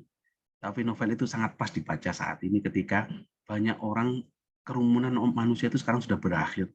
Karena kuliah aja melalui virtual gitu. Ini bertemu tapi nggak berjumpa gitu. Padahal perjumpaan itu penting. Nah, ini teknis. Berpartisipasi, kuliah, bagaimana dan sebagainya. Ini nggak usah. Oh, ini kenalan dengan saya kan, kalian baru ketemu saya sekarang. Sebelumnya nggak pernah kuliah dengan saya kan? Belum ya? Belum ya, kita kuliah ini ya. Ini buku-buku saya ini. Bukunya aneh-aneh. Nggak ada buku yang menjadi muslimah yang taat tuh nggak ada. Membangun keluarga yang harmonis itu nggak ada. Ini buku-buku yang merusak pikiran ini.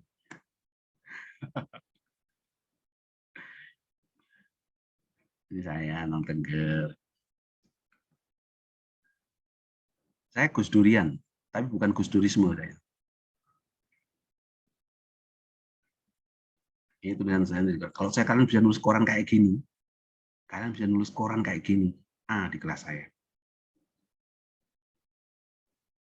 Ya. Mau A kurang Pak, mau A++ tak tambahi A+++. Karena saya yakin mahasiswa yang punya kemampuan nulis di media massa itu punya kemampuan bernalar yang lebih baik gitu, daripada yang lainnya. Saya yakin itu.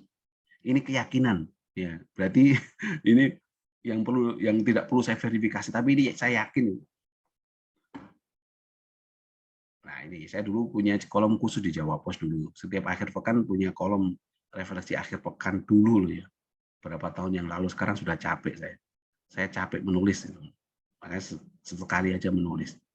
Biasanya saya sekarang lebih suka cangkruan, kuliner, kemana-mana, traveler, kemana-mana. Saya lebih suka itu ketimbang menulis. Ini tulisan-tulisan saya. Oke, gitu teman-teman ya. Nanti materi yang kuliah pertama kedua, karena nanti akan ada, saya mungkin di samping kuliah klasikal seperti ini, saya akan menyampaikan video-video pembelajaran saya, yang nanti bisa kalian pelajari sendiri, bisa kalian download di mana ini? Di Aula ya. Download di WhatsApp grup. Tolong kalian sering konfirmasi di sana, tanya di sana. Ya, jangan jadikan WhatsApp grup itu sebagai sesuatu yang sepi di sana itu. Tanya, konfirmasi. Bertanya apapun boleh lah. Pak Lis, jangan bertanya, Pak Lis minggu depan kuliah enggak. Pokoknya kalau ada dosen yang selalu ditanya, besok kuliah enggak, itu cerminan bahwa dosen itu jarang masuk. Itu indikator itu. Kalau setiap hari, saya semester yang lalu banyak masuk tanya saya, Pak Lis, besok kuliah enggak? Ada lagi yang nanya, Pak Lis, besok kuliah jam berapa? Kalian itu sedang mencoba mendelegitimasi saya bahwa saya adalah dosen yang jarang masuk. Kalau di WhatsApp group, ya tanyalah tentang, Pak, saya membaca buku ini, Pak, kok isinya beda ya, Pak? Saya menemukan seorang dokter kok malah menyebarkan isu-isu yang, Pak, bagaimana pendapat Bapak tentang TOA dan misalnya itu kan menarik itu kan berpikir kritis itu. Makanya saya sedang menulis overdosis kebencian sedang dalam rangka untuk memutus mata rantai bagaimana orang memanipulasi sebuah informasi dengan hanya untuk kepentingan politik itu. Berbahaya seperti itu. Sangat berbahaya. Indonesia tidak boleh disandera oleh kepentingan politik yang sesaat hanya dengan menggunakan momentum untuk menjatuhkan seseorang, itu nggak boleh. Siapapun itu loh ya, siapapun itu. Oke, ada komentar? Saya semangat ngomong, kadang-kadang bisa 2 jam, 3 jam. Mas Rizky, gimana kabarnya Mas Rizky? Rizky Ramadan, ini mesti lahirnya di bulan Ramadan. Alhamdulillah Pak, sehat Pak. Mesti sengaja dibuat tahun berapa supaya lahir di bulan Ramadan gitu ya, sama ibunya.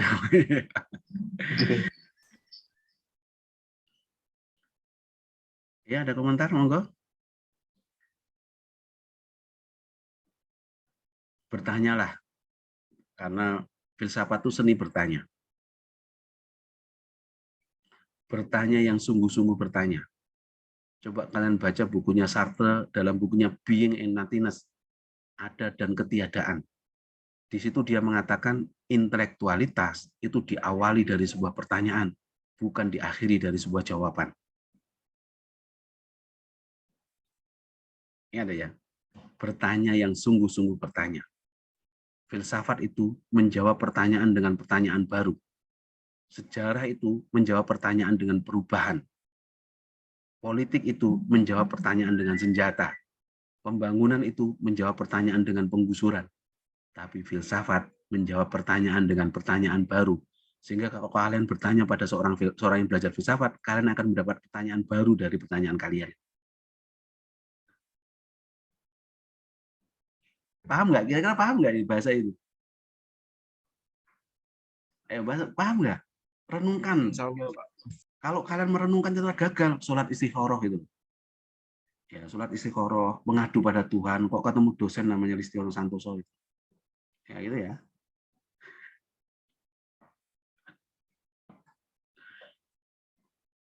Karena ilmu pengetahuan memang harus, pertanyaan dalam ilmu pengetahuan itu tidak pernah berakhir dengan tanda titik. Pertanyaan dalam ilmu pengetahuan selalu berakhir dengan tanda koma, bahkan tanda tanya. Kalau ilmu pengetahuan menjawab pertanyaan dengan jawaban yang sudah selesai, maka ilmu pengetahuan nggak berkembang. Jawaban kalian niscaya akan melahirkan pertanyaan baru. Percaya sama saya. Misalnya seperti ini pertanyaan nakal saya loh, jangan dipolitisir loh ya. Jangan ditarik keluar loh ya, sehingga saya dianggap menistakan agama loh. Saya khawatir saya diahokkan itu. Ini pertanyaan nakal saya tanya. Saya tanya, apa yang disebut dengan agama? Dan jawaban kalian pasti akan melahirkan pertanyaan baru. Yang pada akhirnya saya akan tahu bahwa kalian nggak tahu apa-apa tentang agama. Hanya sok tahu tentang agama itu. Atau mengaku aku tahu bahwa kita beragama itu. Apa yang kalian pahami agama? Sing duwe agama, dong aku loh ya. Apa yang kalian pahami tentang agama ya? Ini pertanyaan nakal ini. Apa yang kalian pahami tentang agama? Keyakinan, Pak. Andika, agama adalah keyakinan. Dipegang lah ya. Harus dipegang, harus konsisten, jangan kontradiksi. Nanti saya khawatir kalau saya mengajukan pertanyaan baru, maka jawaban kalian mengkontradiksi jawaban awal itu. Agama adalah keyakinan. It witness. Sesuatu yang diyakini untuk diamini. Nah, pertanyaan saya. Ateisme itu agama atau bukan? Bukan, Pak. Kenapa bisa mengatakan ateisme bukan agama? Karena menurut saya sebuah ateisme itu tidak memiliki agama, Pak. Definisi yang baik tidak boleh mengandung kata negatif. Kita yang cenderung mendefinisikan dengan kata tidak itu. Bingung kan ya? Ateisme itu bukan agama. Kenapa? Karena tidak yakin adanya Tuhan itu. Itu kan definisi kita. Kalau definisi orang ateis mengatakan bahwa saya yakin bahwa Tuhan nggak ada itu. Nah, terus beda. Kalau seperti itu gimana itu?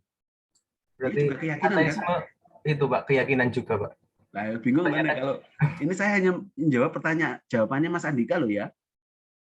Bukan saya menjawab sendiri loh ya. Andika mengatakan bahwa agama itu keyakinan, berarti ateisme bisa jadi keyakinan yang Iya, diyakini Pak. oleh sejumlah orang. Ya. Wah, bingung nanti kalau pertanyaan nakal lain banyak sekali nanti. Ya, makanya filsafat itu memang nakal. Sesuatu yang sudah selesai dipersoalkan kembali gitu.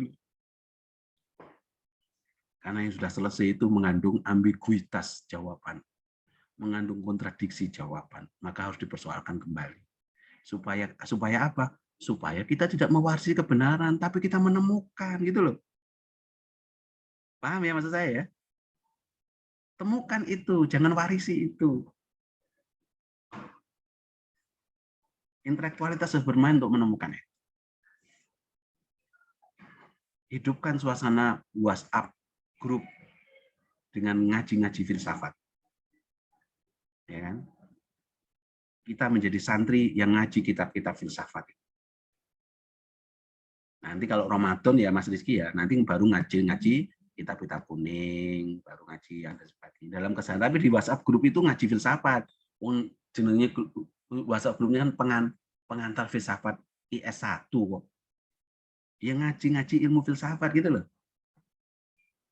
Kalau ngaji-ngaji Alfia, ngaji-ngaji kemudian Bulughul Maram, ya nanti kita buat WhatsApp group sendiri itu.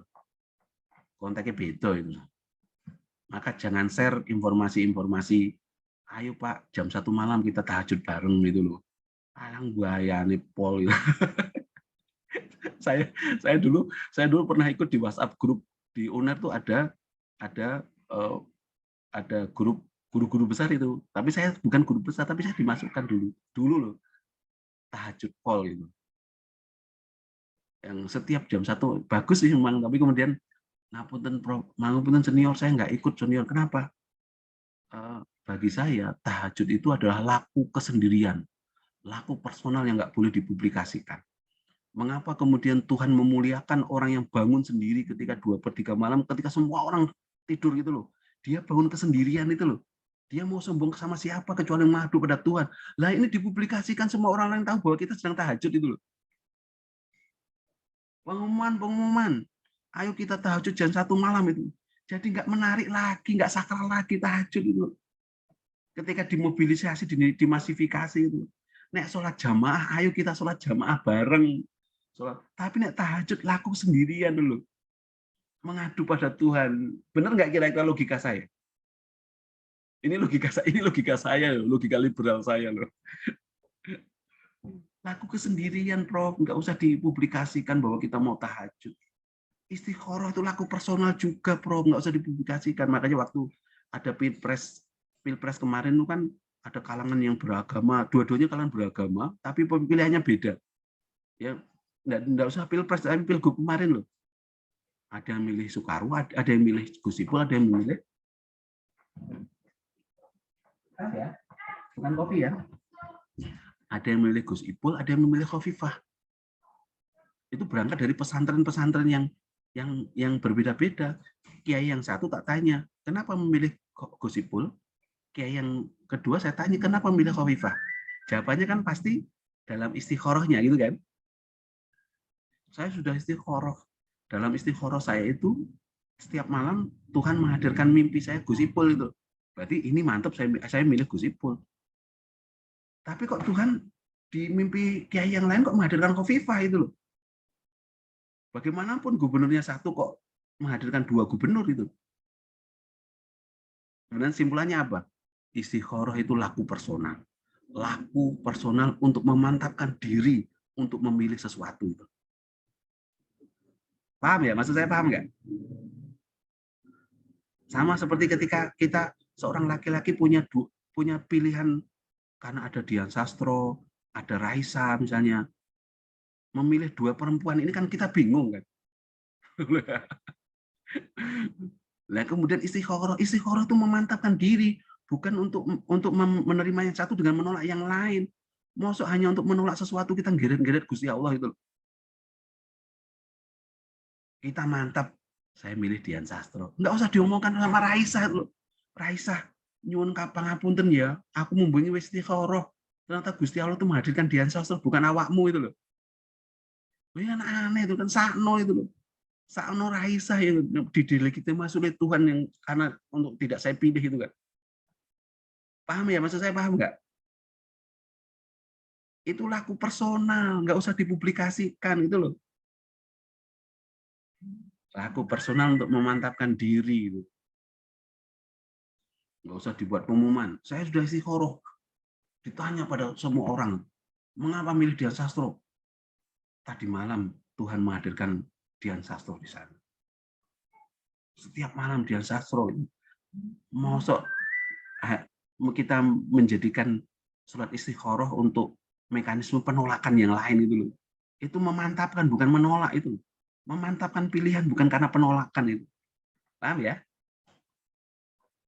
Nah, itu yang di Indonesia itu belum bisa membedakan antara laku private dengan laku publik. Maka kadang-kadang saya punya pikiran nakal. Ini kadang-kadang loh ya, jangan-jangan kita butuh sekularisasi. Wah, langsung wedi. Iki lho sing gablek Listiono. Yo bedakan antara sekularisasi dengan sekularisme, kita belum selesai di situ.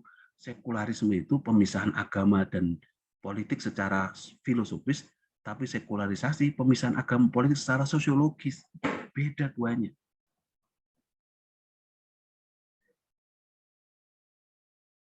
Pelajari konsepnya baru kita paham. Beragama itu butuh pelajaran konsep-konsep itu. Kalau belajar beragamanya butuh dalil, maka banyak hal yang salah. Ini bid'ah karena nggak ada dalilnya. Selesai dunia wis. Wah, ini males mungkin ngeritik seseorang ini enggak lah. Tugas filsafat memang menggelisahkan lah, bukan mengkritik lah. Gitu ya, teman-teman ya. Terus kuliahnya ini wae lah kuliahnya. Sekali-kali kuliah di kafe, ngopi bareng gitu loh.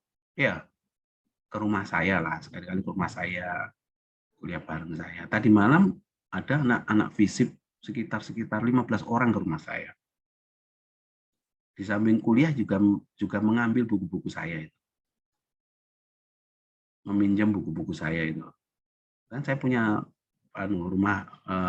rumah baca yang boleh dipinjam semua orang. Kalau tidak dikembalikan ya saya ikhlas itu. Paling saya hanya menggerutu pada Tuhan. Tuhanku, di pintumu aku mengetuk. Aku kehilangan buku lagi Tuhan. Saya selalu seperti itu. Tadi malam ada beberapa orang bawa buku sekitar 20 buku. Enggak sampai, dia ada 5 buku yang dibawa. 3 atau 4 buku yang dibawa. Besok malam ada teman-teman UIN datang ke rumah saya. Kuliah sebenarnya itu di sana, bukan dalam ruang kelas. Ruang kelas itu menyiksa. Menyiksa, apalagi dosennya nggak boleh itu, menyiksa menaik tambah sini. Kuliah sesungguhnya itu di luar kelas itu, malah mencerdaskan. Ruang di luar kelas itu ruang publik tanpa dominasi. Tapi ruang dalam kelas itu ruang publik itu penuh dengan dominasi dan siksaan. Percaya sama saya. Isi ngomongi wadek satu nih. Jadi, belajar sesungguhnya di luar kelas lah. Ngomong, diskusi, dialog, baca buku, neng kelas ini informal saja. Ya, itu ya. Sukses ya teman-teman ya. Semangat. Semangat untuk sadar bahwa untuk apa saya ada, untuk apa saya hidup. Ya kan? Kebahagiaan itu 2 hal. Pertama adalah saat kita dilahirkan, yang kedua adalah saat kita sadar untuk apa kita dilahirkan. Itu kebahagiaan yang paling penting. Banyak orang bersyukur karena dilahirkan, tapi banyak orang sadar bahwa untuk apa dia dilahirkan. Maka hidupnya biasa-biasa saja. Jadilah orang yang punya hidup menjadi orang yang luar biasa, jangan biasa-biasa saja. Gitu ya. Wallahul muwaffiq ila aqwamit thoriq. Assalamualaikum warahmatullahi wabarakatuh. Waalaikumsalam warahmatullahi wabarakatuh. Terima kasih, Pak. Makasih, Pak. Semangat.